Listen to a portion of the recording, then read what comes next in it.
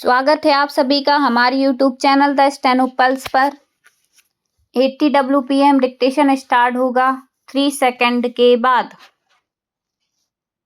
सभापति महोदय, गत 30 साल से स्थिति में कोई विशेष सुधार नहीं हुआ है।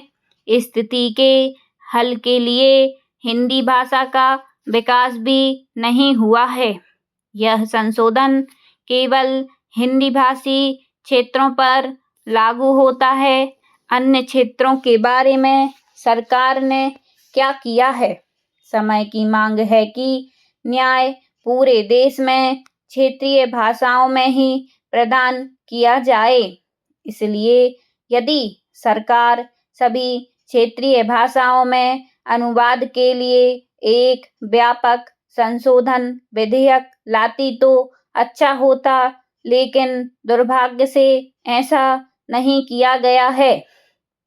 मेरे मत से भारत सरकार को तथा सरकारी संस्थाओं को भाषा के संबंध में कोई एक आधारभूत नीति अपनानी चाहिए।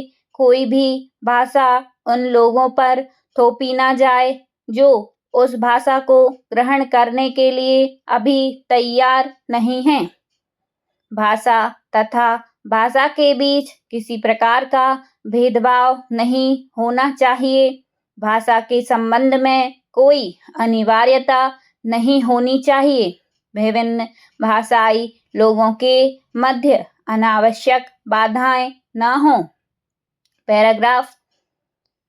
त्रिभाषा सूत्र सर्वसम्मति से स्वीकार किया गया था। दुर्भाग्य से संसद द्वारा दिए गए वचन को कार्य रूप में लागू नहीं किया गया।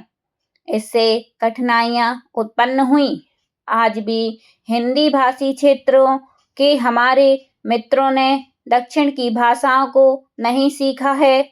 मुझे मालूम है कि आखिरकार हिंदी राष्ट्र की भाषा है, इसका कोई विकल्प नहीं है, लेकिन साथ ही अंग्रेजी को भी बने रहना है।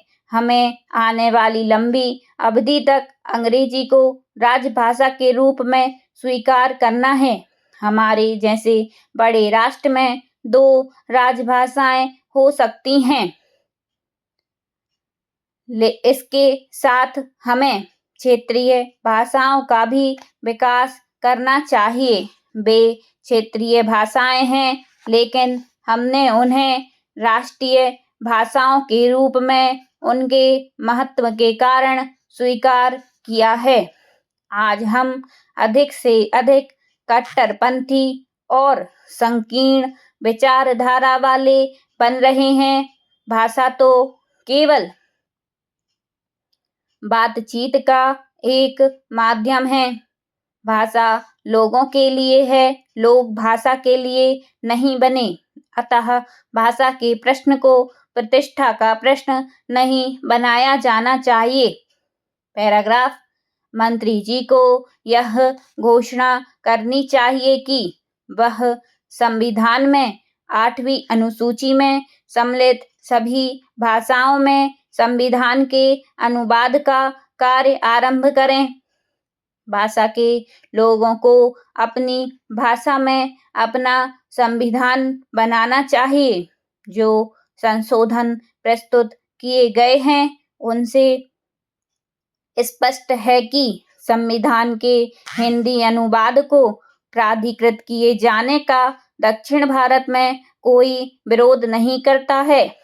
संविधान के हिंदी में अनुवाद के कार्य को जल्दी से पूरा किए जाने की आवश्यकता के संबंध में सभी एकमत हैं। हम हिंदी को 2 संपर्क राजभाषाओं में से एक के रूप में स्वीकार करते हैं, किंतु यह समय है जबकि हम में से प्रत्येक को आत्मनिरीक्षण करना चाहिए।